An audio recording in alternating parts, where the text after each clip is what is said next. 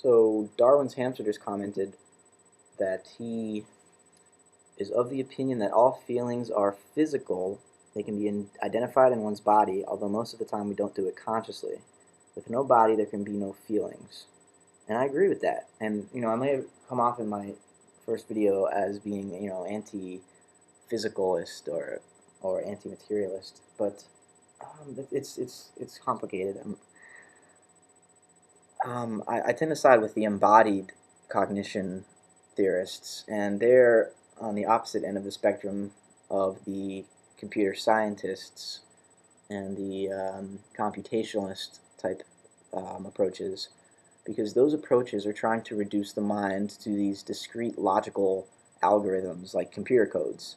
And if that's what the mind is, you don't need the human brain seated in the body. You don't need the medium in order to have the same process work. So in other words, we can build a computer system made of silicone, computer chips and stuff that can perform the same tasks. This is hypothetical. This is what like Minsky would say or Hofstadter. It could perform the same tasks theoretically as the human brain and be just as intelligent and conscious as the human mind. A computer, and it doesn't need to have the architecture or the medium of the human brain to do that. So that's a very disembodied, transcendental view, because it's saying that there's logical formulas that exist outside of the human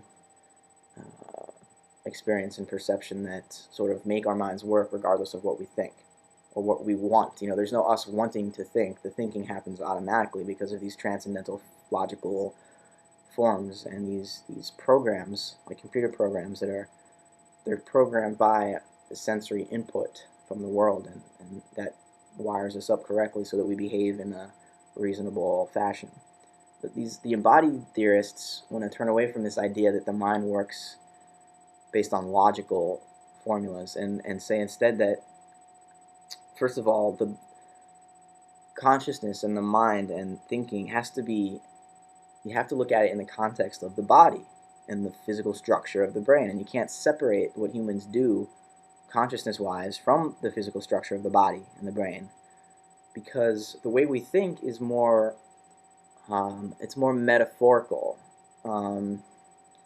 It's more imagery, and it's dependent on the structure of the body, the way we feel ourselves.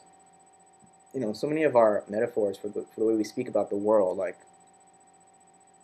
are based on our body. Like we'll say the foot of the mountain. At the foot of the mountain, there's a lot of trees. The foot of the mountain is a metaphor of the body. The bottom of the mountain, like the bottom of the body, the foot. Or the head of the river is the beginning of the river. And can you hand me something? So all the ways we understand the world, in other words, as far as the embodied theorists are concerned, are rooted in the way that we feel ourselves and perceive our experience through the body, and that everything is mediated through our experience of being a body.